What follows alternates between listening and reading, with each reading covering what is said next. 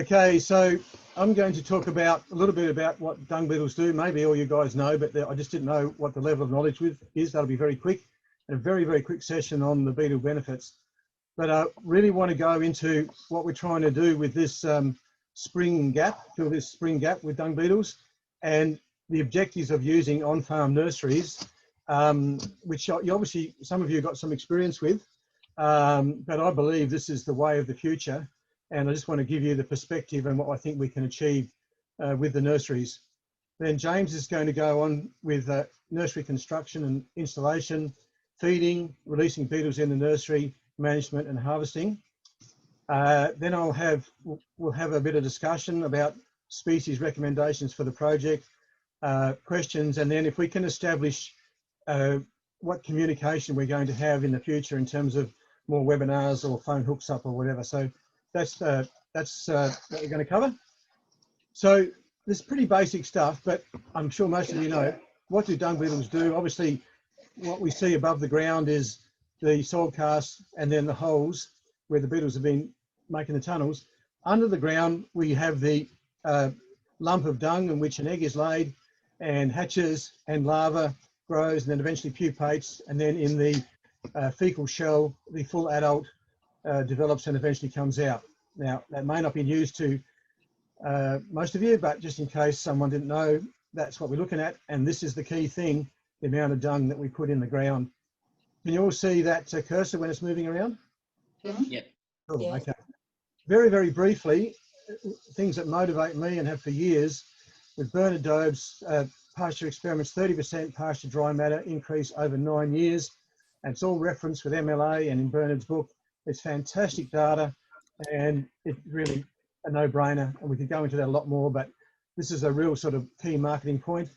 And I believe that if we bury the cattle dung on Australia's soil, we'll be able to put 20 million tonnes of carbon in the soil a year, and it's the biggest carbon sequestration project Australia could do.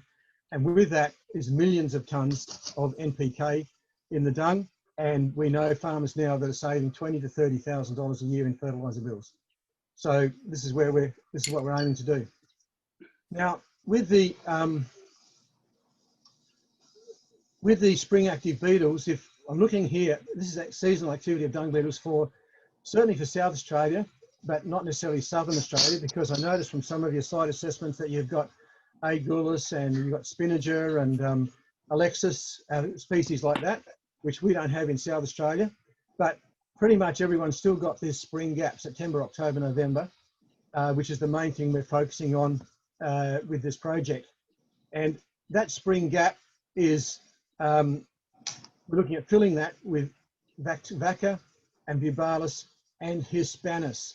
So obviously the dark blue here is the main activity period for these species, and the lighter colour blue is minor activity period. So just putting in perspective what we're trying to achieve, and then again some of these other species that you guys seem to already have, like Spinager and Aegulis, are helping cover that autumn gap, so we can have year-round burial of dung. And of course spring pasture growth is as we know, it's the main growth period, and putting out lots of dung, so it's a very, very critical time of the year to have dung beetles active.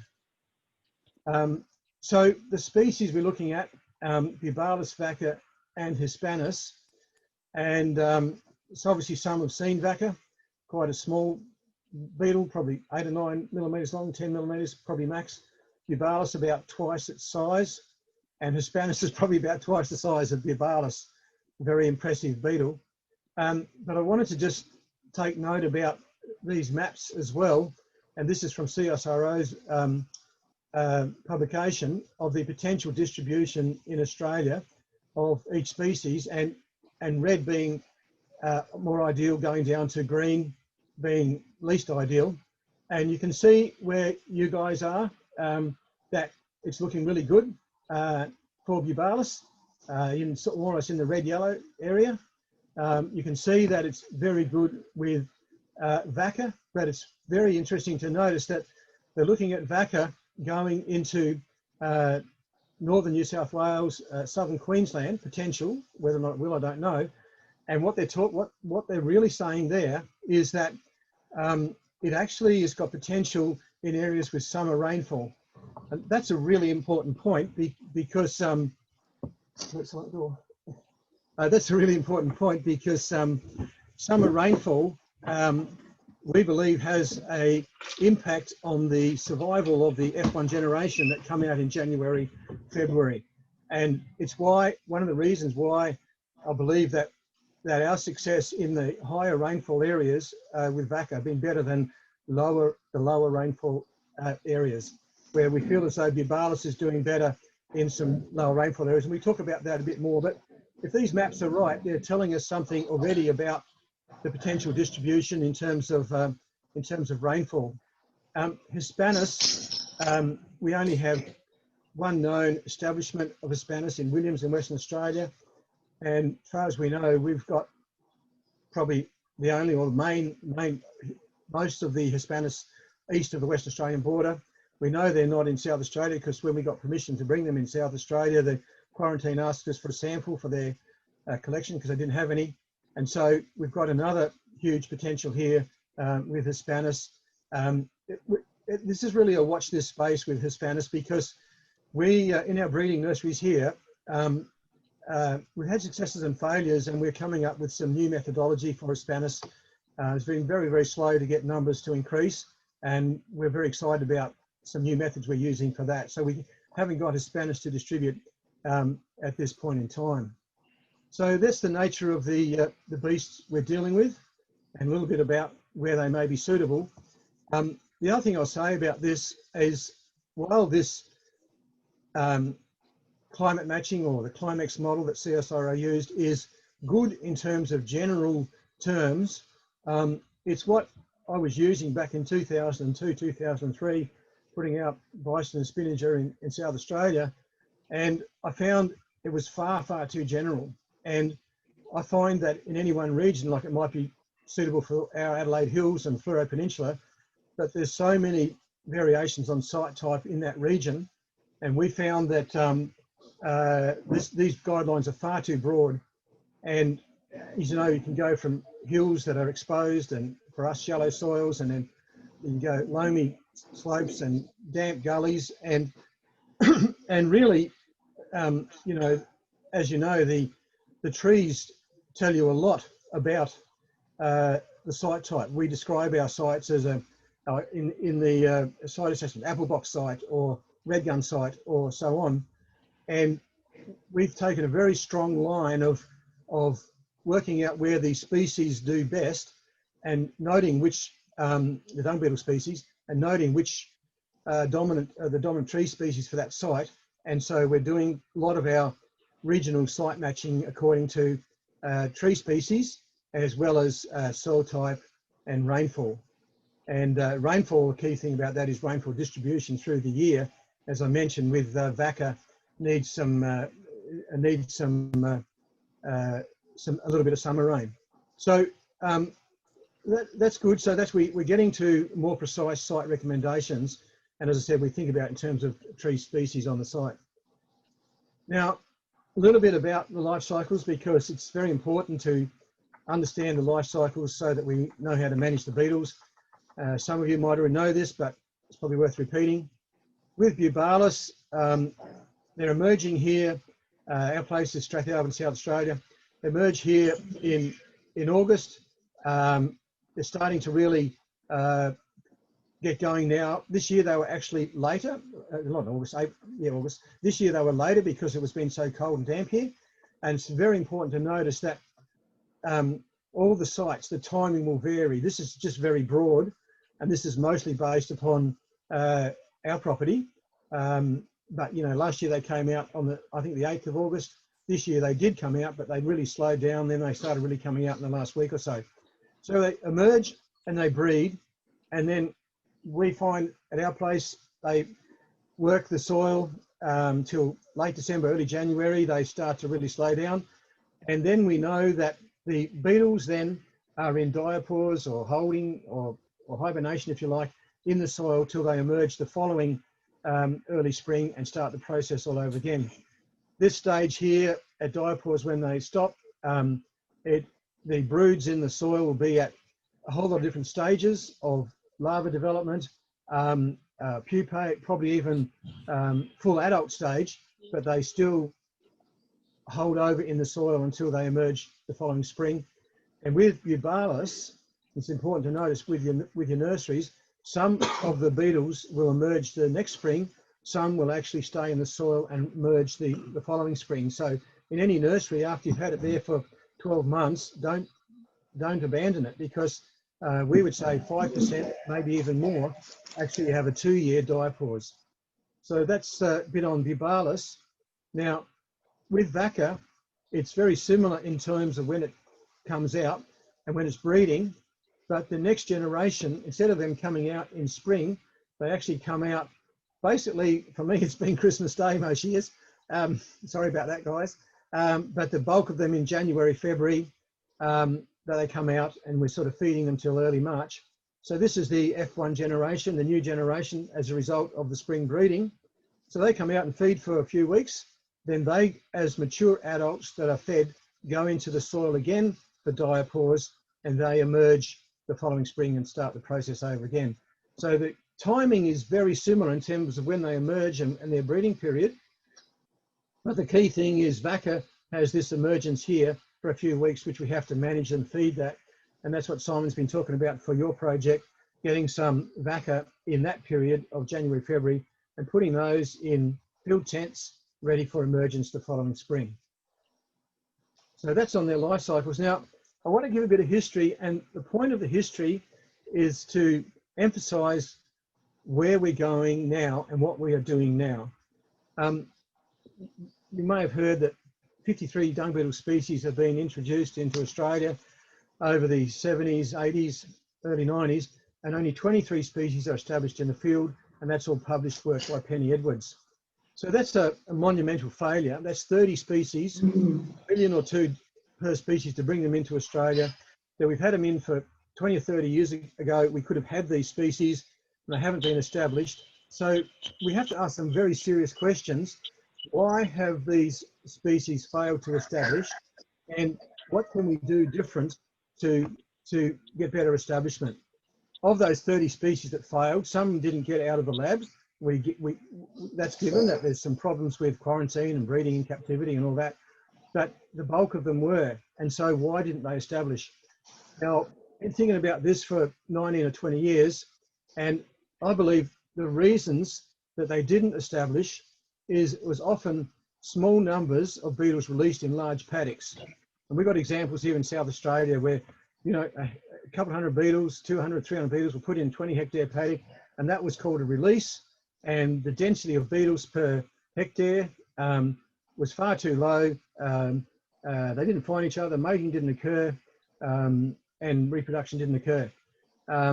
So I believe, personally, I believe that's, when you look at the records and the numbers of beetles and how they released them, it was often, there were some large numbers, but often they were 200, 300, 400 beetles that were out of quarantine in large paddocks.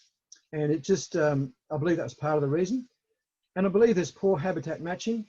You know, our local Minister for Primary Industry had CSRO come down to his place. He's a dairy farmer.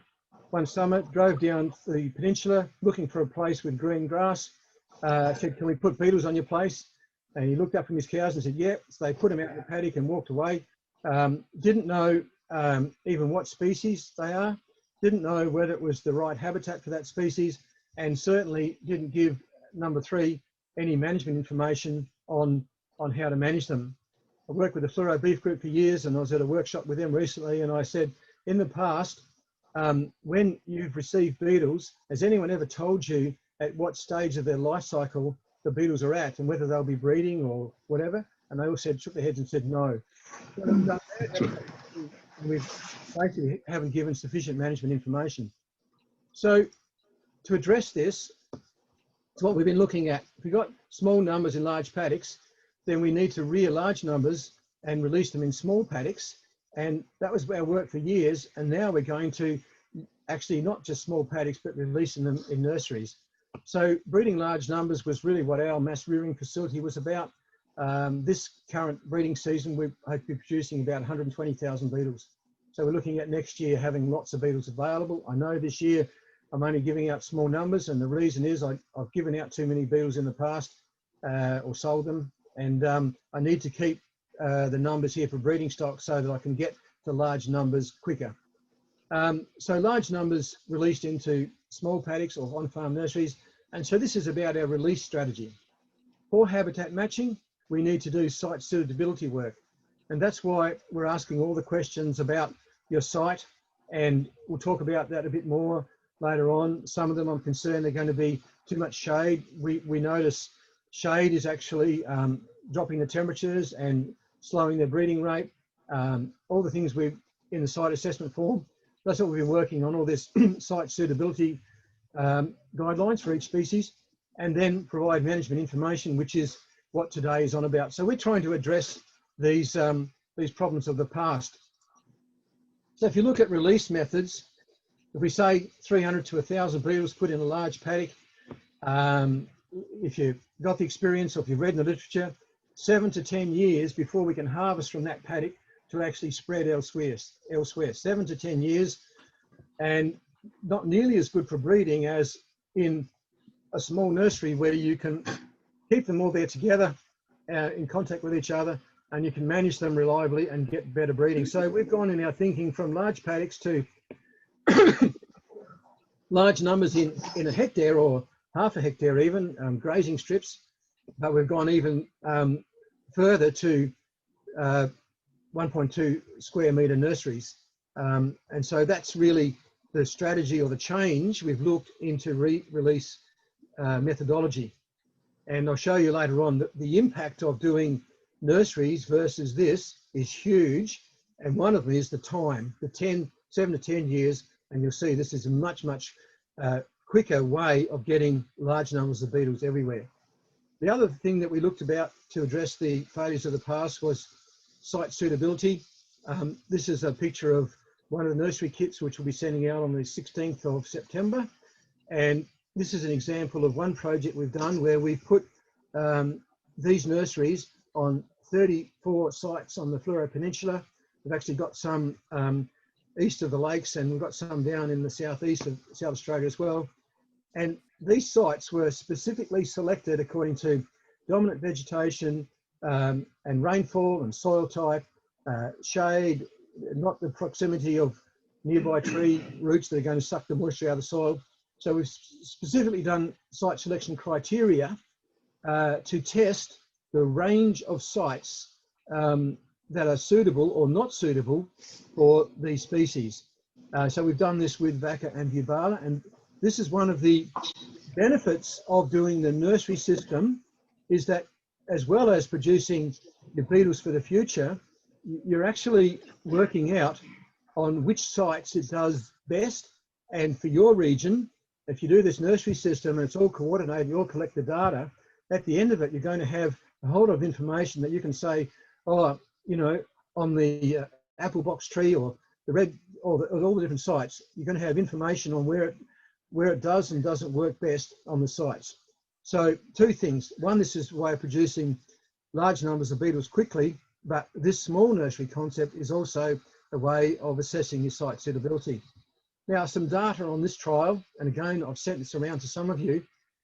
This is with Vaca, put in 2019, harvested in on these sites in January to March last year.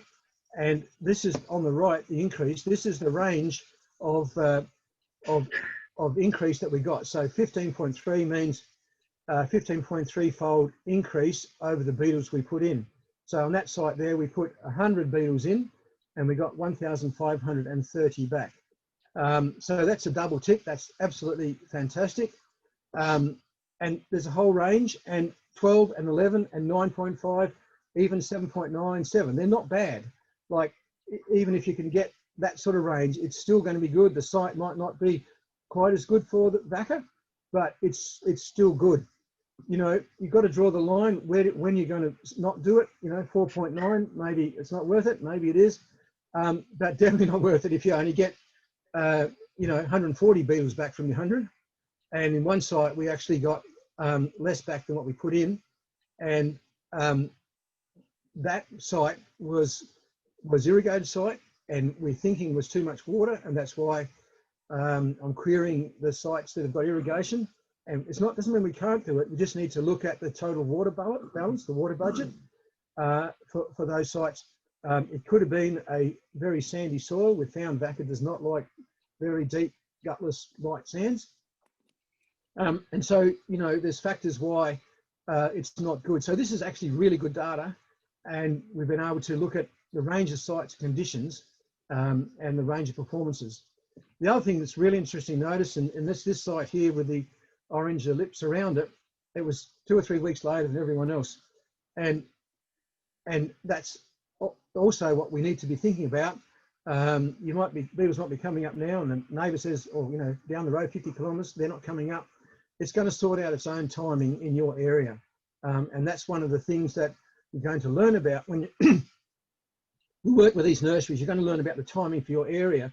And the timing for your area is really important for a lot of reasons, but one of them is if you understand the timing, then you can work, helps you with your management. For example, you might want to drench your cattle, and in which case you make, if you know your timing, you say, well, I can do it, X weeks before, and I'm using Sidectin, which is relatively safe, and I'm within the holding period and all that. Or if you know the timing, you know when they're going to be coming out, wow, I've got Bubalis in that paddock, and therefore I've only had them here 2 years. I need to make sure there's beetles in that paddock at that time. So all this sort of information is what we're getting from doing these nurseries that actually give you knowledge of those in your specific sites. So with the on-farm nurseries, we call this a breeding nursery, and you notice that it's reusable. It's going to last you a lot longer than the breeding season that you're getting these nurseries for in a couple of weeks. It'll last for years. I mean, sometimes these zips do break, but we can replace them, and we've got methods of coping with that as well. After the breeding nursery, when we're harvesting from the breeding nursery, we put them in a holding nursery. So there'll be a holding nursery in your kits as well. This is larger, and it's excuse me, a lot cheaper. It's got a zip lid, as you can see here, and this is to store the beetles until such time as we want to actually open it and let them fly out into the paddocks. So one of the key points about this is, why are we going from a breeding nursery to a holding nursery? Why can't we just breed in there and then let the beetles go and release them from there? Well, with Vaca, we need that period of feeding in January, February, and so we're containing them and feeding them so that we know we're going to get good survival of the F1s. But one of the key things is, if we go from the breeding nursery to the holding nursery, we can count. We can count our beetles, and then we're getting information on how they're performing on that site. Now, in the holding nursery, we get to the point where we want to release the beetles, and so this is what we're doing now with Vaca this spring. They were put in January, February. They're starting to be active now this spring, and we're going to feed in that holding nursery till the whole area is full, all the soil's been worked with beetles, and then we're going to put dung around the nursery, kilograms and kilogram piles, and have a small fence around, a hot wire around, have a couple of cattle within 20 or 30 metres. What we're trying to do there, as you know, once it's open, they'll fly out looking for dung. We're having a whole lot of dung close, so that we're actually trying to maximise the breeding in that whole area, so that whatever increase we got there, if we know on that site it might be 10 or it might be 12 or whatever, these nurseries are right next to each other, so we're aiming to get that 10 or 12-fold of number of brood balls put in the soil again in the second year. So that's a very important strategy. This is early days, and you'll see we're talking about where we're at with this. We're doing this for the first time this year, but that's really the game: breeding to holding and then releasing. Now, in the next couple of months, really, we've only got to worry about the breeding, and I want to certainly have another webinar before harvest time, and so that we can look at putting up the holding nurseries and how we go about the harvest.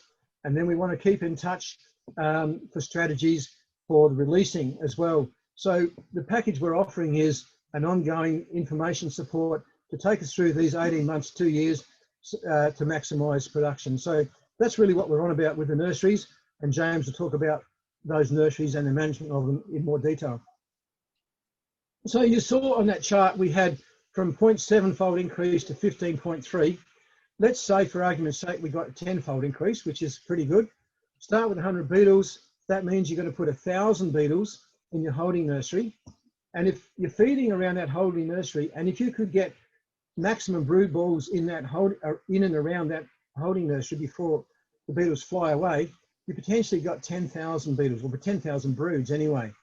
Or whatever you get increase here, we're expecting the same increase here. So what we're saying is that we put beetles here in South Australia in September 2019. We were harvesting up to 1,500 beetles in January, February. They are now in these holding nurseries, and we're going to be opening those nurseries in possibly October or November. We're not too sure yet. So we're talking about 14 months to get potentially 10,000 or more brood balls / beetles on your property. And so again, this is why we're saying this is one of the, get all this to work, it's one of the quickest ways we can get large numbers on the property. Now, with Eubalis, again, we put them in these nurseries on farm September last year. We're harvesting them now, and again, we intend to be releasing them in November. Our numbers with Eubalis, we're not too sure at this stage. We're hoping for about 8-fold. So that means we'll have 400 beetles per holding nursery, and then if we can breed them up, we'll have about 3,200 in the soil in November. It's a lot less than Vaca. The density of beetles in the nursery needs to be a lot less for Eubalis. This is one of the things we've done masses of work on, is what beetle density should you have per square metre, and what feeding rate for those beetles. And the guidelines that James is going to talk about a bit later on, they're based upon years of killing beetles and making mistakes and coming up with beetle density and feeding rate, which we believe is one of the key factors for the success of getting these sort of increase rates. So although, I mean, we've had up to 9-fold increase in our nurseries here, but we think that's increasing more, so it's guessing 8 at this stage. So that's why it's a smaller number, because it's a beetle density issue. 100 beetles in that area would be too much, and the boys would fight. We've got a video of male beetles beating each other up, and the boys fight and don't go about their job of breeding and burying brood balls. But having said that, although it's a lot less number of beetles, it's a lot more dung that's used. Twice the size beetle, probably more than twice the amount of dung that's being used. So it's still very, very worthwhile. Now, some interesting things about this. If we go to this point where we've got 1,000 beetles or 400 beetles, we can take 100 out of that when we harvest them and put them in this other nursery or another nursery somewhere else. So if you started with 100 beetles in one nursery, you might decide, I don't think it's entirely good to put them all in new nurseries, but you could get some more nurseries and put another 100 beetles somewhere else, or another 2 nurseries, 200 beetles somewhere else. And so we've got the start of a system that is self-perpetuating, because we can sample from here and start this breeding process again on other places on your property or on other farms. And so we're looking at this as a quick method of building up beetle numbers per farm and per region. That's one of the reasons why we think the nursery method is going to be so good, because we can do in 3 years what was taking us 10 years before to spread beetles throughout a region.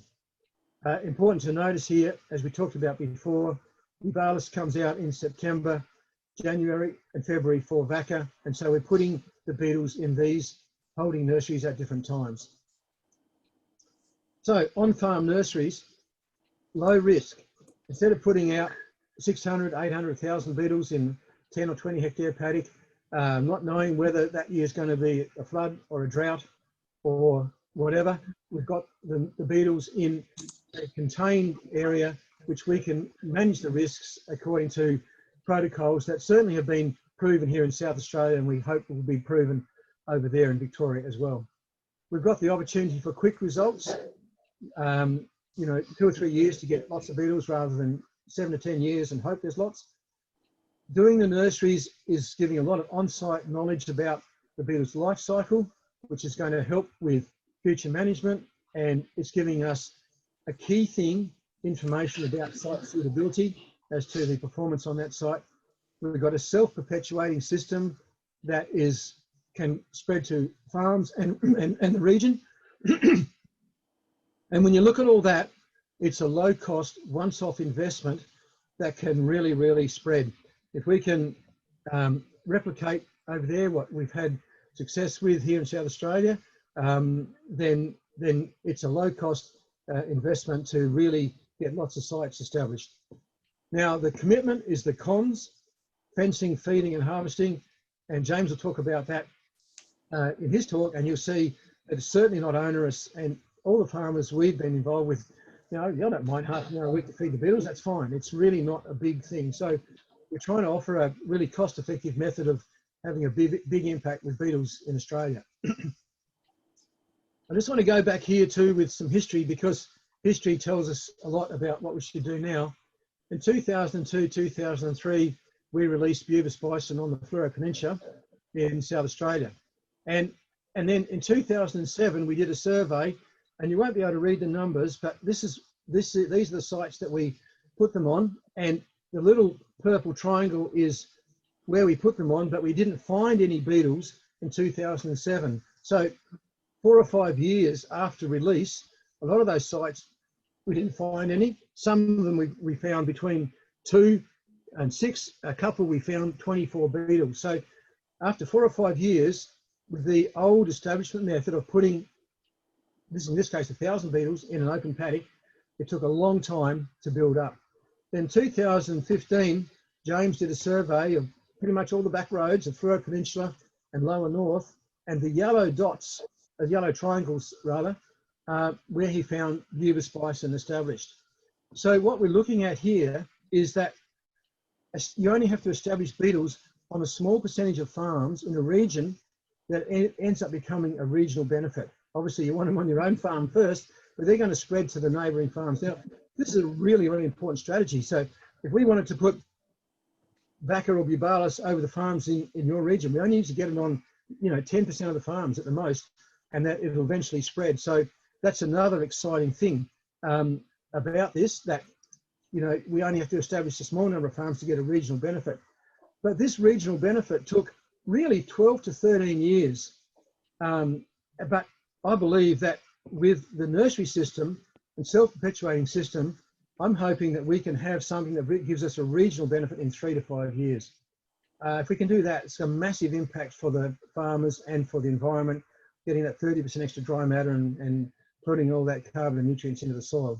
As we know, carbon is so important for soil quality, apart from whatever else you might think about it.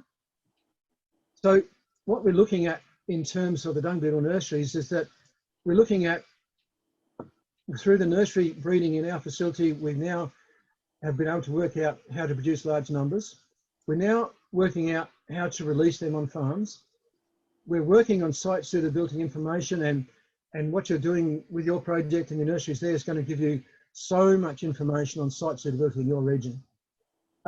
We're providing management information. Sure, I haven't worked in depth on drenches and a whole lot of aspect of dung beetles, but we can provide the management information on these nurseries. So we're trying to address these problems. We're also now come up with a method suitable for regional spread. And if we get this successful, which I believe we can, then we're also looking at methods and protocols for future species, for all the other species that we want to bring into Australia. So that's all I want to say. I will flick over to James now, but did anybody want to ask any questions before we go on? Greg, could you just clarify once more exactly how many Vacca we should be putting in one of those little square boxes for the breeding period and then for the next diapause period? Yes. Okay. Well, the square boxes of that Bernard or CSU put out are 1 square metre. Ours are 1.2 square metre. Oh, and okay. Yep. and we're putting 100 beetles per 1.2 square metres. So it's 80 beetles per square metre. That's in the first phase, but Yes. when they've had their when they go into their first diapause, Yep. How is that a different proportion then? Yeah, definitely. I mean, we've got, as we said, up to 1,500 beetles we harvested, and we're putting 1,500 beetles in the tent, and that is actually 3.3 square metres. So you've got 1,500 beetles in 3.3 square metres, and our experience is it's fine because they're only just feeding for a couple of weeks and then going into the soil. Oh, right. Yeah. So that. Okay. So it's a matter of having enough dung to see it being utilised for that period, and you know, like we found about 3 weeks they feed for 2 or 3 weeks. Obviously, that spread will be longer because they come out over a period of a few weeks. But a particular beetle will only feed for about 2 or 3 weeks. So the early ones will be feeding, and then they'll be going into the soil. Then the next ones you put in will be feeding, and they'll go into the soil. So we were feeding, you know, sometimes up until early March, but because of their basically just fattening up and ready to go into diapause, and yeah, we don't believe 1,500 beetles in 3.3 square metres is a problem at all. Oh, okay, good. Thank you. Just because of that particular phase, yeah. Thank you. Okay. Any more? If not, I'll flick over to James. Okay, let's do it. I'll just put yours. All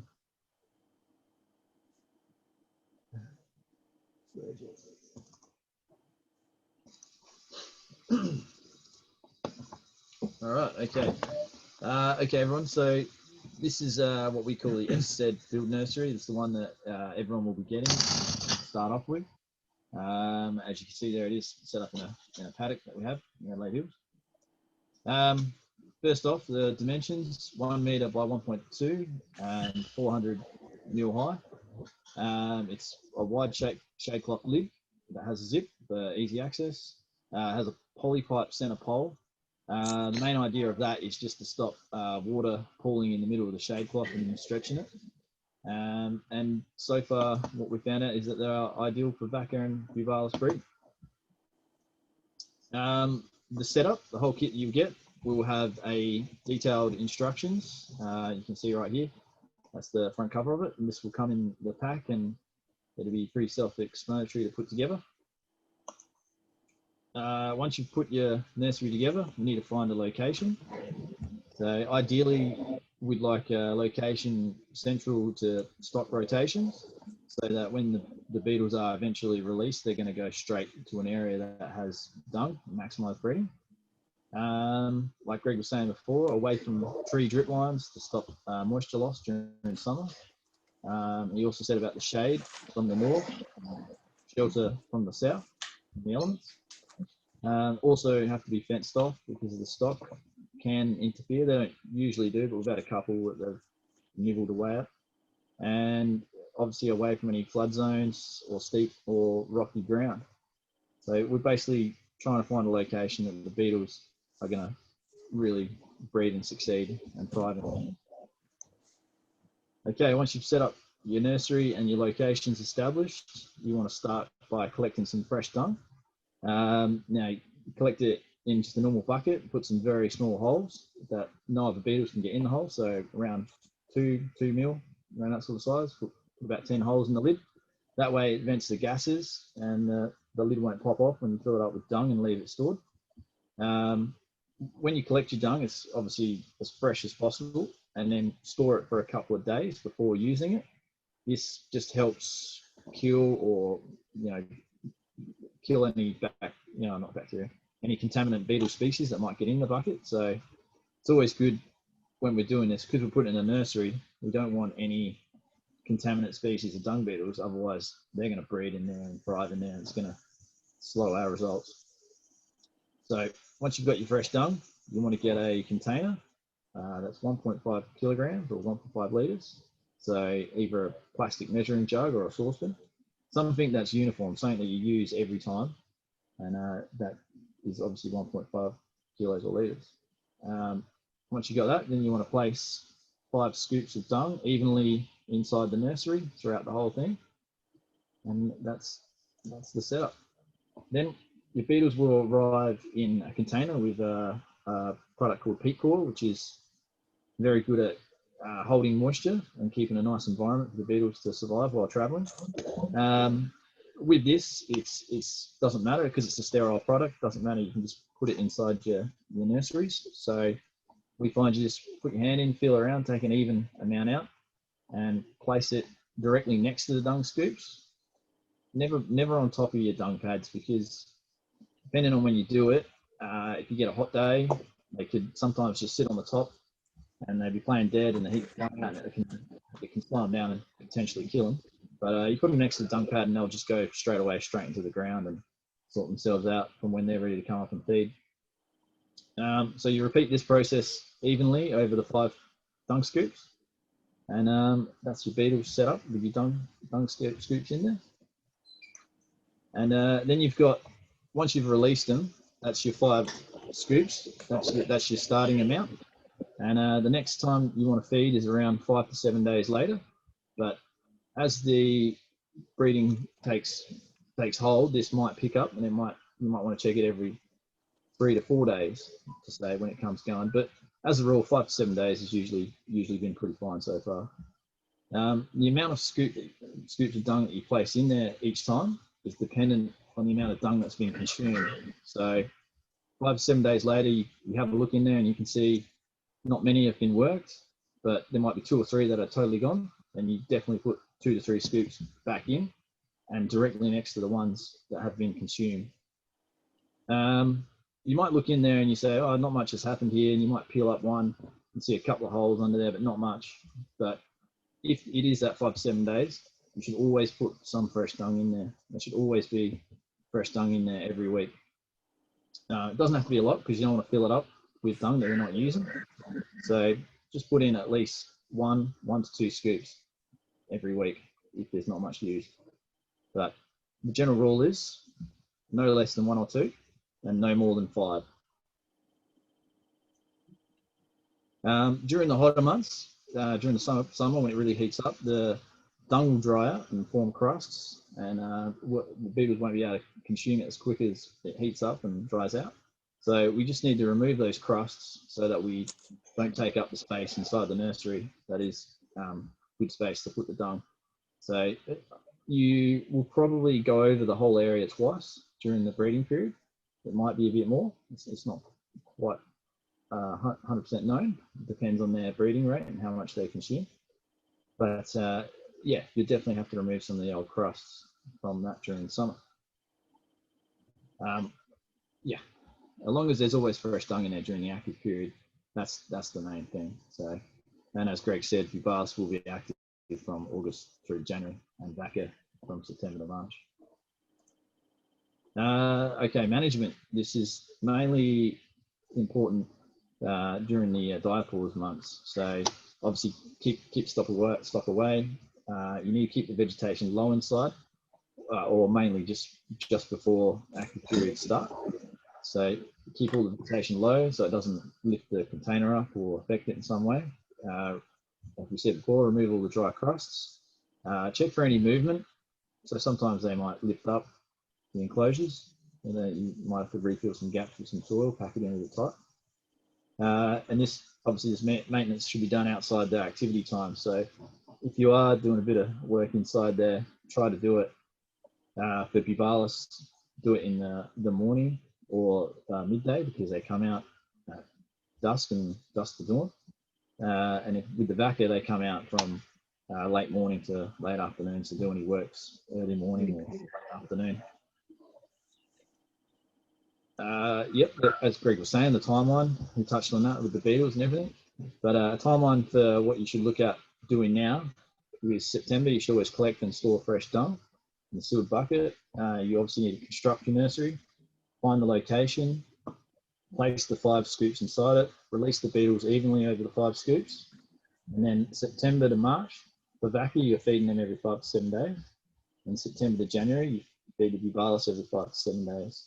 And obviously ongoing works is remove any crusts during summer and keep the nursery maintained.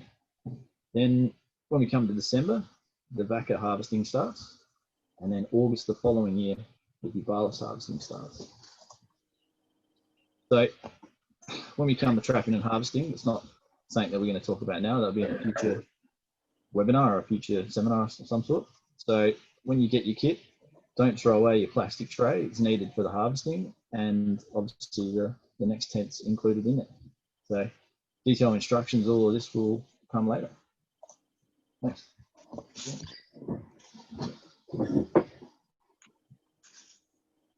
Okay. Any questions for James before we go on?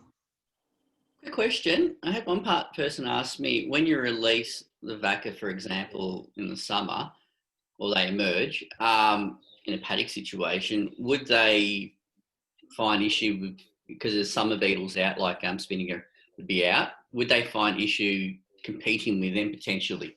Because there's other beetles here in the summer. Well, potentially, but first of all, that's why the beetles we supply in summer will be with the shade cloth tent, so that you know that your first year there's going to be no competition and they'll be contained. You maximise your breeding. Long term, it's really going to be a matter of competition. And if you look at what we're talking about with those beetles, the F1s that come out in January, February, they only need a feed over 2 or 3 weeks and go into the soil.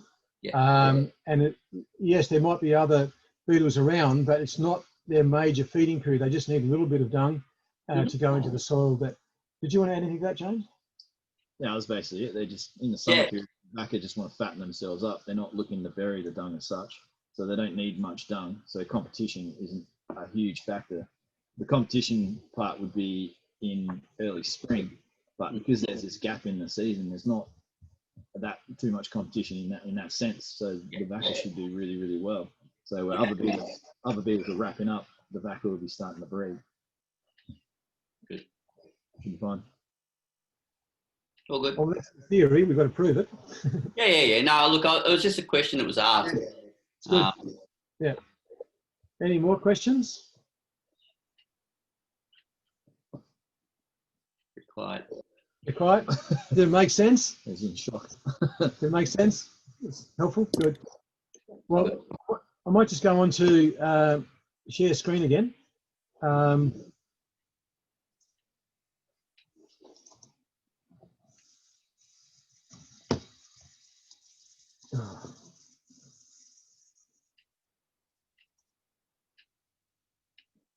Oh, there's,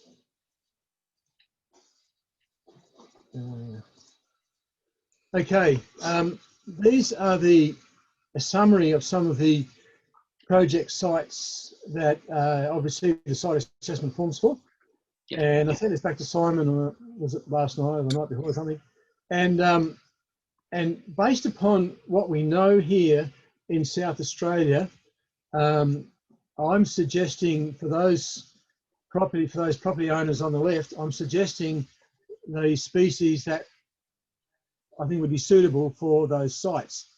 Now, in red are some issues for us. I'm a little bit concerned about 920 millimetre site and irrigation.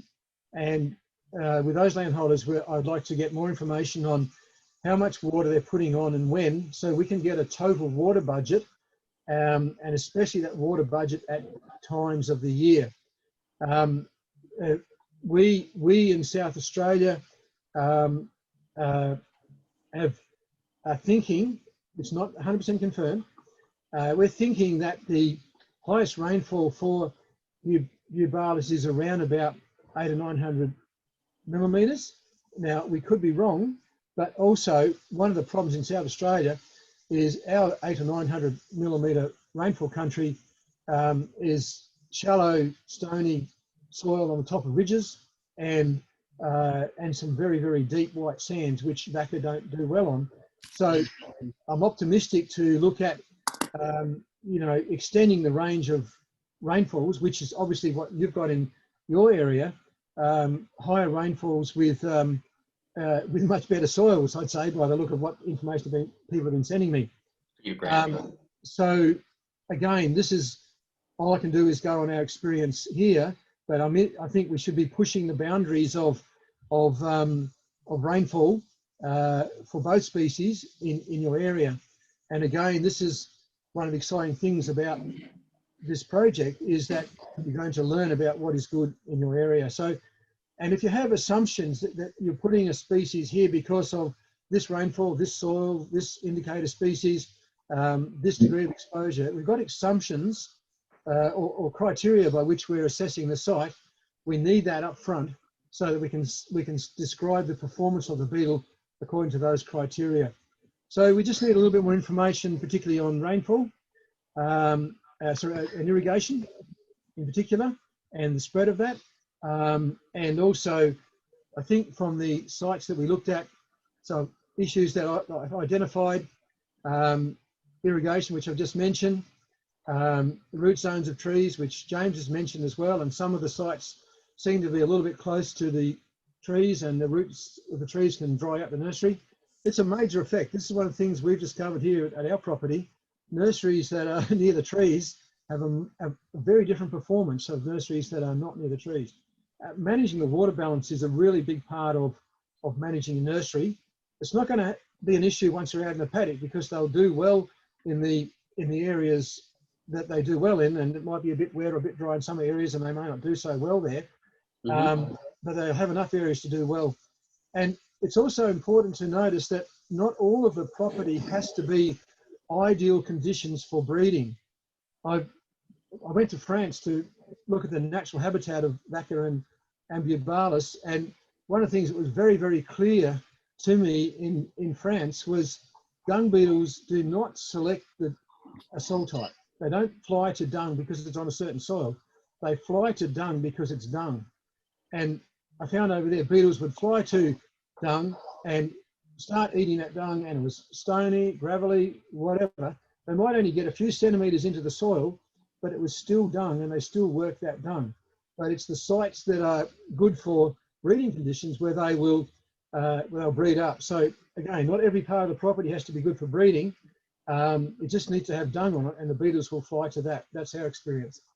Again, there was a few queries about shade from the north, and I know that I think pretty much most of those that mentioned their the drenching practices, most of them were using moxidectin, which is probably what's certainly reported to be the most dung beetle friendly drench there is. And most of the people were talking about using that drench outside the period of activity for these spring active beetles. That's fine, but I still think it's a good precaution if we can get, for the nurseries, have dung from cows that haven't been drenched at all. I think it'd be a preference. We just don't want to take any risks.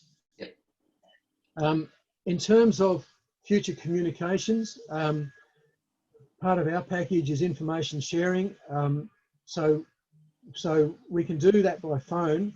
We're happy for people to ring us. I want to discuss with you guys what you think about this. Should we have a phone check-in after a week or two, or at different times? Any queries can be sent by emails and photos if needs be. I believe we must have a webinar on harvest in December, ready for the Vaca F1 harvest, setting up the field tent and going through those harvest procedures. And I would just really encourage everyone in this project to make a commitment to collating your harvest data, because that's going to be one of the key things that is going to determine to be able to assess the performance on your property and therefore other properties, and give local advice. So that's just some thoughts on future communication, and I'm going to stop the share now and leave that open to discussion. Greg, could I just ask a question about harvesting, because that's what we're doing at the moment. What is the best way of trapping them? Because I'm moving them from the small box into another box. Yeah. what's your preferred method of trapping them? I'll let James answer that. Well, we use a small plastic tray, about 300 mil by about 200 mil and about 40 mil deep, and fill it with a coarse sand, a damp coarse sand, and then put fresh dung on top. Place this inside your nursery level with the ground, because a lot of times the beetles won't necessarily just fly to the dung. They'll fly next to it, land on the ground, and then walk to the dung. So you want the level with the outside of the trap on the ground, so they can just walk straight in and into the trap. After a week or so, take the dung off. Just leave the dung inside the enclosure. Just take it off, so you've just got mainly clean sand. Tip the sand into a sieve that's obviously smaller than the beetle, and then gently wash it with a hose or or watering can or something, and just massage the sand through the sieve with the water, and then that way the beetles will be just left in the sieve, and then you can just pick them out and count them. The water's important because it cools the beetles down and it stops them becoming active and flying away during the day, because that's mainly when people do their harvesting. So that's always a good way of doing it. Last year I found the beetles often stayed in the dung, and in the end I was just putting the whole dung patch in a bucket of water and they were floating to the top. It just seemed to be... Yeah. I mean, you can, if you're doing it continually each week, then you just put the dung to the side. But if you're finding every time you do it, there's too many beetles in the dung, do it later in the day, because then the beetles will generally go through the dung and into the sand, into the trap. But if you wanted to, you can put the dung off and hose the dung out as well in the sieve, but it takes longer and you don't get all the bits of dung out through the trap. So if I was harvesting, I would just do that, put the dung aside, tip the trap out, sand it through, count them, and then put that same dung back on the fresh trap. But yeah, I think too, when we're talking about thousands of beetles, or certainly hundreds, but thousands, what James is saying is actually the quickest method, because there's definitely going to be a percentage in the dung, but he's putting them back on that trap, and in that sand they will go into that sand. But it's so much effort when you're talking about thousands of beetles. It's so much effort to wash out the dung every time. So we don't actually aim to get every beetle every time, but you might want to, if that's what you need to do for a certain reason. That can be done. Yeah, you can also find. I noticed with a couple of people from doing the trials that we've been doing that they haven't always left the trap in there. Like some people have put extra dung outside of the trap, and that obviously attracts beetles away from the trap, which is quite annoying. But you might find that later in the season, you can just dig near the side of your enclosure and you'll start pulling up some handfuls of beetles that have hit the side of the enclosure and then just gone down into the ground, and they'll just stay there. So that's always, every time you come to the end of the breeding season, always check, do a couple of digs or something around the boundary of the enclosure, because you might find that they haven't gone into the trap at all. Would you like to comment, James, on some of the numbers you found by digging around the edge of the trap? I think Andrew Robinson's what you found. Yeah, so yeah, one property, I think he got 1,200 beetles in total, but it was something around about 300 of those beetles were in the ground around the edge, inside edge of the enclosure, and that happens sometimes. So now that particular site, I think they had a contamination with Taurus, and so there was a lot of competition for the dung, and so the beetles were stressed out and flew out to the side. So if you see any other beetles in there, start digging around the side. Yeah. And that's another thing with the vaca in particular is when they're in their F1 stage, when they're emerging, they just want to spread. They just want to go away. So their first instinct is to fly away and then land on some dung. So they don't always necessarily go to the trap as well. So, but you should get around 90% or 80% in the trap. Thank you. Cool. Any more questions? Gosh, I'm hogging the floor here, but I have got another question. When you've got these small numbers of beetles that you're breeding up rapidly, is there any inbreeding problems? Who knows? I mean, you know, what did they bring? The first fleet brought 20 rabbits to Australia. But they're not really small numbers though, because they've come from our breeding enclosure here, where we've got 11,000 beetles, and they've all been mixed in Yeah, from that and sent over. That's true, but the thing is, the history is Vaca and Bubalis were brought in to Australia 5 or 10 years ago. It was a complete failure. They were brought in again in 2012, and we received beetles in 2014. And we received basically most of those beetles that were available in 2014 have died, have not been successful. And CSIRO/MLA gave us 67 Vaca and a handful of brood balls of Bubalis, and the hundreds of thousands of beetles that we're looking at now from Vaca literally came from 67 beetles. Yeah, we've got that's what we've got, you know. We know that the DBEE project has brought in another strain of Vaca, the Moroccan Vaca. Jean-Pierre Lumeret in France said what we should be doing in Australia is crossbreeding those with the existing Vaca to increase genetic diversity. I don't know that that's happened, but that's something that could be done. But yeah, it's pretty significant, only from 67 beetles, and I think even less. I think it was 30 or 40 brood balls. Golly, wow. Yeah. Couldn't do that with cattle. Yeah, but it's what we've got, you know, because we've got to run with that. Yeah. Greg? Yep. You just mentioned something about Taurus contamination, which Yep. just raised the question in December. Yep. We'll have, we can't get dung without contamination from Taurus, probably. And fulvus. And fulvus, Taurus and fulvus. Yeah. So what's your solution for then? Okay. Did you want? Oh no, I was going to say that it's not a huge problem with those two beetles. Obviously the Vaca needs to feed for a couple of weeks, so they're going to be trying to get that dung to feed as well as the Taurus and fulvus.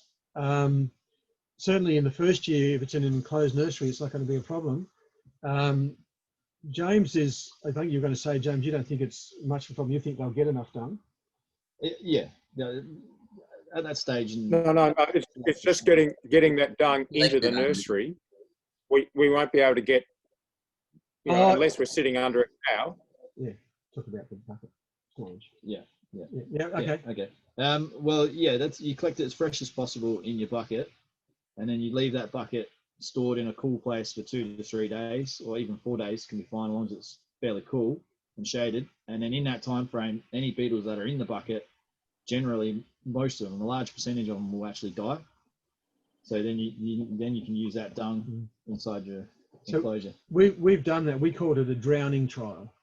We drowned them, and we found that the drowning was a better result when your bucket was as full to the top as it can be, right? So it might expand a little bit, but have it near full to the top. So when it does expand, it's right near the top. So there's no real free airspace, and the beetles must be in the dung.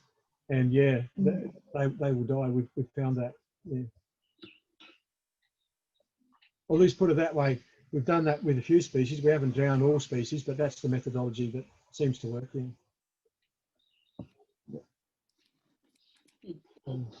In your field trial, where you got that fantastic 15% increase, what was the site? It was a dairy farm, and it was quite. It was an irrigated pasture, but they didn't irrigate it for that breeding season. So from spring through to summer, they didn't need to irrigate it. It was quite a heavy soil, but it wasn't a high in clay. It was quite a heavy loam, and it was just a really nice. I don't know if it was ryegrass. What about aspect and warmth? Oh, okay, yeah. It was a gentle slope. I'd say probably northeast facing. There wasn't, the nearest tree was probably 100 meters away, and it was just your typical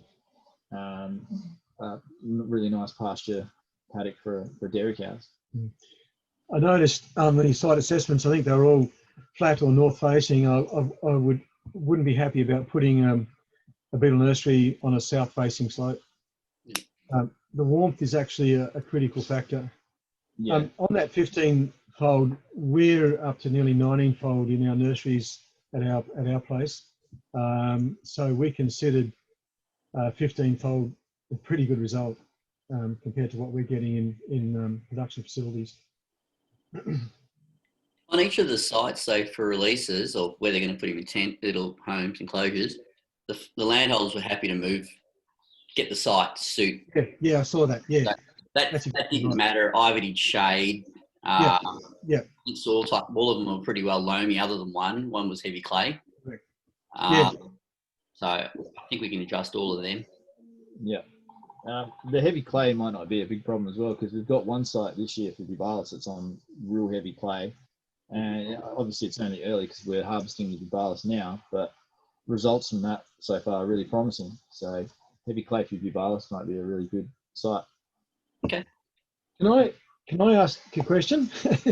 I know Judy, you've had experience obviously with the boxes. Sorry, I'll just get rid of this. I can't take phone calls. What we've been saying today, what are you seeing as different to what's been done with the boxes? Oh, if only I'd listened to you before this, because I think mine are too close to a tree, Okay. too close to shade. Okay. We're on very flat, river flats, loamy soil. Doris and Peter Razing, who are there, they had a much better result than me, and they were on a gentle slope. What soil type would you say yours was, Doris? More sandy loam, I suppose. Oh, I'd say ours is shale. Shale.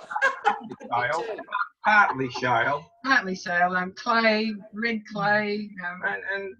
And humus, dirt. They Yeah. built up over hundreds of years.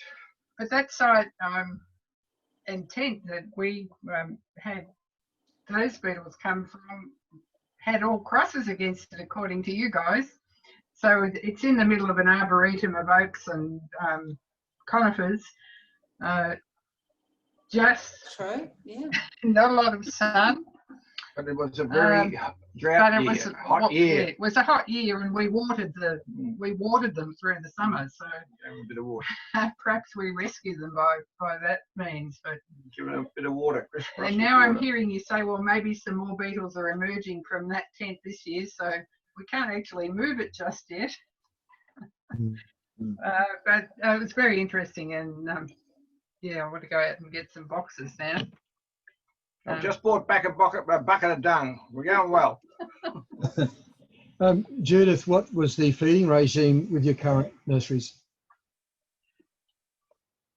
Well, mine are very pampered, but because I move mine, I count them every day because I'm just trying to keep, a check on what's being hatched, and then I put them in with fresh dung. I haven't done it similarly to you because when we first got them, yes, we put a large amount of dung, but now each day I put a small amount of fresh dung every day when I move the beetle from one box to the other. Oh. I don't know if I'm doing that right or not. So you're moving it from one box to the other, and you're putting fresh dung in the second box. Yes. It's just a small amount. Yes. And how many have you got in that second box? Well, I mean, they've only just started hatching, Okay. and the biggest day was eight beetles. So it's, I don't want to go and put huge amounts and fill it, because the crust is a problem later on, isn't it? Yeah, definitely. Yeah. Look, we've done a lot of experimentation with different beetle densities and different dung rates. What we've given you is a formula that has worked in the farms in South Australia. You can actually vary that density. You might vary the density, and you might get a greater number of beetles per square metre, but a lower increase rate, if you know what I mean. That makes sense? Yeah. So we, having done, and we've got data on all that, on ranges of densities and ranges of feeding rates, right? But out of that, all that data, we're just giving you guys a package which we think will work for you. So you don't need to know about all the, you know, and there's some really important things to think about with beetles is if we have too high a number of beetles per kilogram of dung, and there's a whole lot of beetles in there, and they've all got to go about digging tunnel and breeding, you know, and there's just, you know, they're going to run out of dung quick, then they've all got to fly to another pad and dig another tunnel, and that's so we need to have, to maximize the production rate in any one area, we need to have a dung rate that's going to stay, keep them there and keep them happy. Does that make sense? And that's why the dung rates we've given you are out of our research, and I believe it's one of the factors that's contributed to the increase that we've had. Yeah. Well, I certainly think I'll increase the amount of dung. Yeah. After hearing what you said, yeah.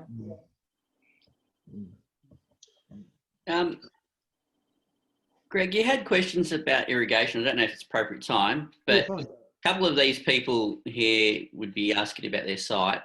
So James Neary was one, I know he's there. He said it irrigates occasionally. You could probably ask that site so that at least you can pick the site while you're here, I guess, because there's probably really the only one there that you got to, you know, the query of irrigation probably for. Yeah. Other than Jane, and I don't think she irrigates that heavily anyway. So James is online. Oh, hi James. Yeah, I can see you there. Jane and James are sitting next to each other on this one, on the Pinner squares. Yes, well, James had 2 or 3 times a year per paddock in a 750 millimetre rainfall zone. Well, I mean, in terms of Bubalis, I don't think that wherever you put the Bubalis nursery doesn't need irrigation at 750.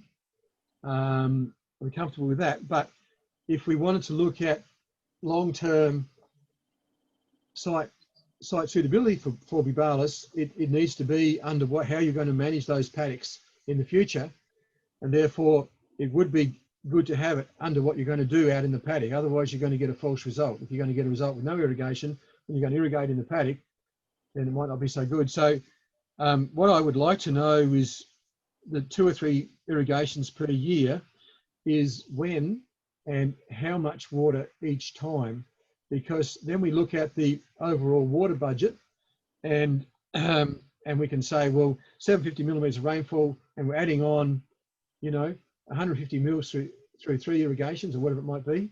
And so we can look at the overall water budget. You'll see when we start talking about results, and we've got data on this, the actual water budget in terms of millimetres per month has a big effect on results. We've got data that even in one season here in South Australia, where one area, high rainfall area, but that area was low rainfall for a critical period in the beetle's life cycle, and we got really poor results. So the way we think of it is millimetres per month at the stage of life cycle of the beetle, and that is what I believe needs to be done. And then once we get all the data, if we've got a water budget per month for all of these farms you're working with, and we look at all the results, then we've got a basis for interpreting the results. Does that make sense? So my thinking is with James is that I'd like to see these beetles irrigated with the method that he's going to use on his paddocks. And so we're assessing what's happening in real life and the results of the beetles in that real life. So I would really, really like the water budget, millimetres per month, for each of the sites that are irrigating. Okay. Yeah.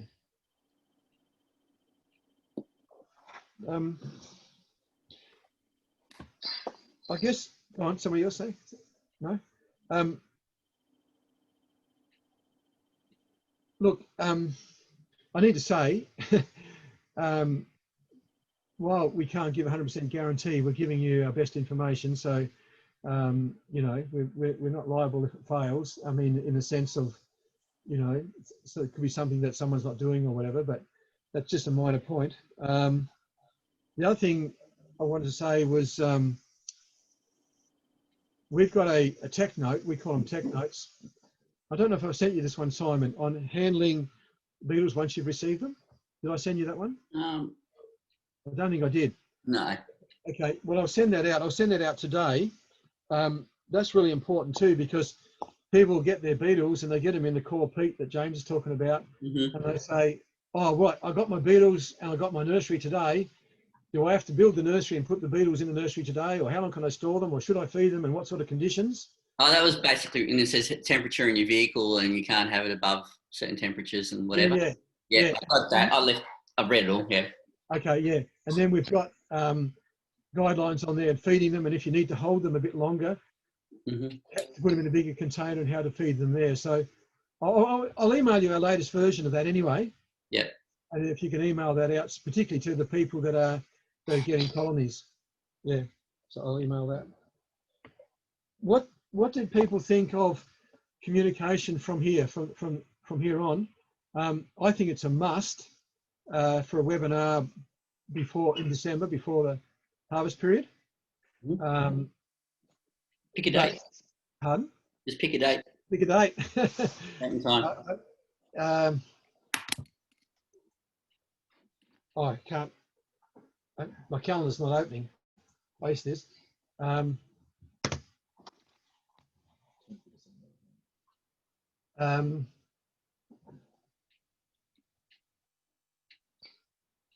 Is any particular day of the week good or bad for people? Is Friday a good day? Friday the 11th of December? That's fine. Good. Okay. Same time? And apart from that, maybe, sorry, I'm not sure. Simon, is it you going to be keeping in touch with people? Or Yeah. I'll get you all the detail you want. I'll go and see the sites the next few days then. Yeah, I'm just I'll make wondering. sure I get you the info you want. I'm just wondering that, if you've seen the sites and with you or Penny or whoever, whether you wanted to call another webinar, we're fine with that, or whether you just want to have individual queries come to us by phone. Either way, whatever works for you guys. I'll send this to the individuals who didn't get it, and I'll see it, and I'll make sure you get your data you want, and we'll chat, I think, over the phone. Sounds good. So, Simon and Greg, it's Jane here. I like the idea of the webinar. I just think it helps us all to hear other people's experiences, what's happening on their patch, and they'll ask questions that if we haven't come across the same concern, we're likely to. Yeah. So you want another one before December? Is that what you're saying, Jane? No. The next main stage, which will be December, for I suppose the earlier ones. Yeah. Okay. Yeah. Sure. Could I just squeeze in one more question? And I'm actually going to put it over to Rob and Lou, because they've had trouble with their calves this year, and they've had to have use a different drench, which they're not 100% sure is dung beetle safe. And I'm just thinking we do need a lot more information about, what is going on with drenches, because I think possibly that is a reason why they've not done so well on some particular farms. Would you like to just say, Rob, what you had to use? Yeah, well, that's on another farm though. That's not here. That's our other place on the river. But that's Panacure we've used there. That was on the advice of the vet. Because, she was saying that Cydectin wasn't really getting the Barber's pole worm. That just wasn't the Cydectin just wasn't doing. She said to use an oral Panacure. So we did that on that farm. That's not here though. But there are dung beetles all down there across the river on the other farm. At your place across the hill? No, not on our place. Gill traps. Oh, gill traps. Yeah. I mean, we're not experts on drenches by any means. We haven't worked with them. But one of the things we talk about a lot is understanding the beetle's life cycle.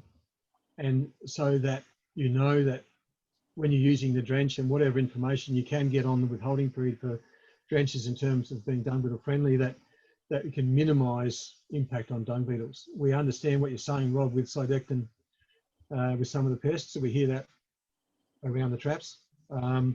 So yeah, it's just really understanding beetle life cycle and understanding withholding periods of drenches if you can get them withholding periods. When a lot of drenches say will not cause long-term damage to dung beetle populations, that's carefully worded. Doesn't mean it won't cause any damage. It just won't cause long-term damage, because I think there's an expectation that it will kill beetles that are active when that particular drench is used. So it's a matter of playing that balance. And when you have a species that's well established on your property, you play risks with withholding period. It is going to knock around the beetles to some degree, but if you understand the life cycle, you can minimise that risk, and it will not be long-term damage. They're right. It's just a matter of understanding it. Yeah. Plus with calves, you can also, the type of dung that a calf does is a lot smaller than an adult cow. So always try to collect from cows that obviously haven't been drenched. So go for the adult dung rather than calf dung. It's always a good one. A couple of farmers do that this way as well. Thank you. Well, that's all we have to say. Could I have some feedback? Was this what you wanted to hear? Was it helpful? Do you feel confident now with these nurseries? What are people's reactions to what we've talked about today? I'm happy to go first. I think you've been great. I feel much more equipped to proceed now than I did before. I am a bit concerned about the sites of my current nurseries, because I think they're completely wrong. They're in shade, they're facing the wrong direction, they're probably too wet. So I'm still hoping that I get them to hatch eventually. But yeah, no, I wish I'd listened to you both before we started this. But anyway, no, thank you. It's been great. Yeah, okay, that's good feedback. Yeah, there might not be such a thing as a wrong site, but we're just trying to pick the sites to maximise breeding potential.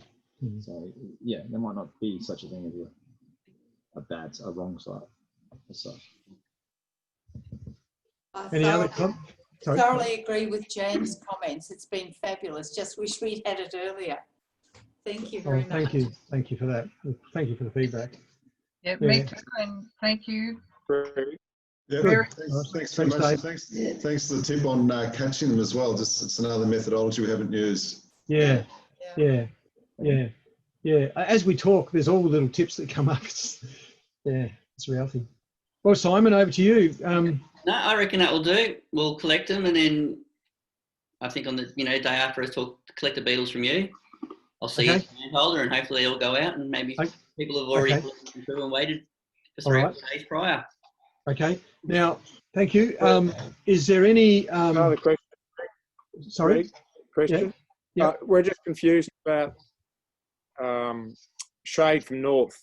Is that a desirable or an undesirable Shade thing? from the north is undesirable because we want the warmth. The warmth will maximise the breeding. We've got nurseries here on our property, and the ones clearly in more open sun but protected from the cold southwesterlies are clearly the best.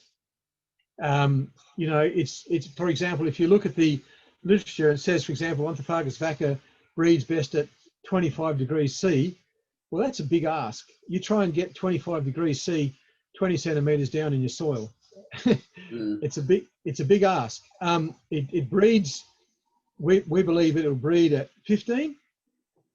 We've got soil temperature data over years, but it'll breed at 15. But it's slow, So it's a matter of thinking of ways to keep that soil warm during the breeding period, and sun from the north and shelter from the south and west, two key criteria.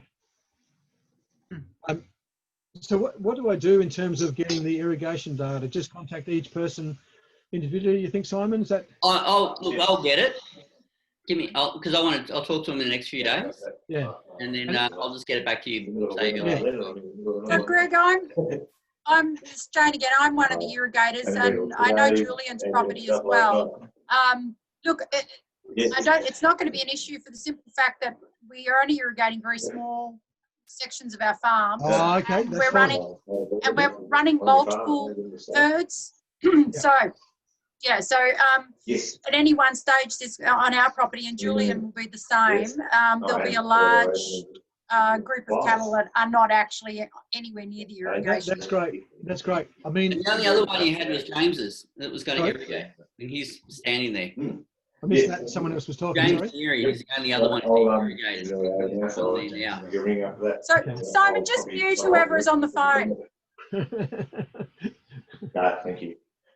Felicity. Right, thanks. Bye. Sorry, so Stop now. sorry, there's something about James irrigation. What was the? James, you there? He's muted. Let's take him off mute. We can't hear you, James. No, can't hear him. No. Oh, well. Simon, you can unmute him. Try it. Yeah, it says I've clicked on it. There you Unmute. There you go. You hear?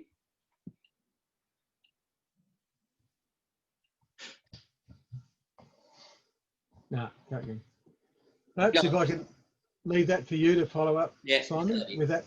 Can I emphasise here that at some stage, I think it's really important that we look at your long-term average rainfall, millimetres per month, and then we look at the rainfall that occurs through this growing period that you're going into, and then the millimetres of irrigation on top of that. So we've actually got four sources.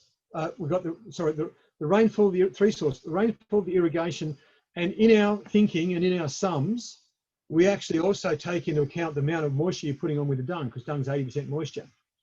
And so at the end of this, we would like to have that millimetres per month from all those sources, and that we have found from experience that really helps us interpret the results. You know, if you have a dry period, and you know it was a dry period when the broods were being under development and they potentially dry out, or if you have a wet period, or you know a dry period when there's a wet period when there's breeding. Obviously we're dealing with natural environments and we don't want to try and manage it. We want to look at what's happening in your area. But if you have an exceptional season and you get result X, then we can look at the data and say, well, on my long-term average, I should get Y. Does that make sense? So this is something we've used a lot in interpreting results. For each property, have the millimetres per month of all water sources. If that could be collated, certainly when we're looking at the harvest data, it will add a tremendous amount to the interpretation of the results. Yeah. Well, good. Okay. Oh, thank you very much. We'll go. Yeah. Guys. And look forward to working with you. Hopefully when COVID restrictions are eased, we'll actually get to come and see you. Yeah. Chris, one more quick one. Will you share the presentation that you showed, please? Oh, actually send the slides? Yes, please. Yep.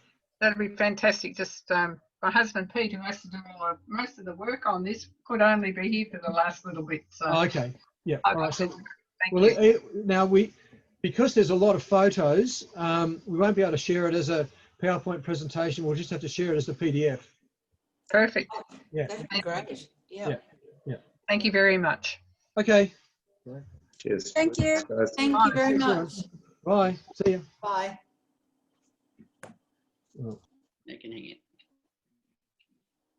All right. They're all disappearing. Thank you, Penny. Simon. Yeah, no worries. So, because you haven't recorded a Zoom thing before, it does take a little while to process once you hit end. But when it's finished, could you send it to me, or I'll try to figure out a way for you to get that uploaded to our YouTube channel? Yeah, okay, fair enough. Because I only put it on my computer rather than, so I know I just said put it to the computer and I'll do that. That'd be fine. Yeah. Yeah. Well, I might speak to you early next week or something and try and figure out what we'll do with it. So it should be that up. Well, fingers crossed. I was worried about this bit here. Which yeah, yeah, all right. Appreciate it. All right. No worries. Well, thank you. And Thank you for that. be speaking soon. We'll see what happens with this thing. The only disappointing part was half of the people who were meant to get the beetles didn't actually come on. So you had what, 1, 2, 3. You had three came on, and then the other 3 didn't. Well, anyway, maybe Friday mornings can sometimes be tricky. Yeah, that's what it is. Shit happens. All right, we'll let you go. I'll end this thing. Yeah. All right. Thanks. David, See ya. David going to sleep by then. Yeah, David's gone. Sleep. Oh, Simon. That's what I said. I can see you going to sleep by the looks of it. Simon. Yeah. No, I'm here. I want to ask you. Oh, yeah, that's right.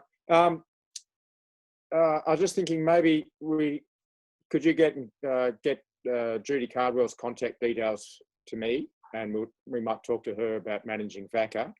Yeah. And on that chart, he had, what he's thinking of distributing bubalis to us. So are we just getting bubalis from on the 17th, or what's the? Yeah. So what I wanted to get was the bubalis in the spring, because it's the only time we can get it. So we'll get 6 sites now. Okay, so each of the people can get that, and then come end of January, we'll get VACA, because they'll come up. Because VACA then. I didn't like his price tag and the number of beetles you're going to get in the spring if you happen to get VACA now. But we'll get 10 times the amount in summer, and I'm just looking at the numbers game. So I'm taking a more. Well, we've got those CSU VACA potentially still here. Yep. If they're alive. And, just from that presentation, it's not a very good site. No, so I would move them. So as they come up, I would actually set the other box in another spot based on that, move it, and then put it in the same spot you're going to get the bubalis. Yep. So that should work. That's what I would do. So it's funny the information, how it varies from the people who, gave it to us versus what we got now. Yeah. Well, I think the people gave us to just sort of the workers who do what they want to do, sort of thing. Yeah. Well, they're uni they're the ones doing all the university work, so you'd assume they should have. They should have had good instruction. Yeah, and they they paid a fair bit for them. So that's really why I did it the way I did it. Was purely, I'm thinking if I had 10 times the amount of beetles, I'm thinking I've got more chance later on. Yeah. Judy Cardwell. Do you want a number now? I just want. You want Judy's number now? Okay, yeah. 04 00. Yes. 014. 014. 074. 074. Yep. So 04 00 014 074. Thanks, Simon. And that should work, I think. Yeah. Look, my reason, part of what I was thinking today is like some of those mitter guys, I have to write a grant for them, and they've been super keen on getting beetles going anyway. So that's why I thought we'll get half. Yep. And the more we learn from each other, the better, I guess, because those guys have started and they've had mixed results. Yeah, no. Yeah. Anyway, hopefully it works. I'll see you in about 2 weeks. Well, with this sort of project, it's a good idea to get the discussion going across the valleys as Jane hinted at. Yeah. So, as I said, we'll see you in 2 weeks, and hopefully you'll have to get your beetles separated from your poo. That's it. Yeah, I don't know how that will work. Because we didn't have an issue with these CSU guys either. We throw in extra beetles, really. Yeah. Beetles in the poo when we did it, even at James. It didn't seem to matter. That's right. There was some. Yeah. All right. Okay, Simon. Thank you for organising that. Okay. Bye. I'll leave you now. Okay. Okay.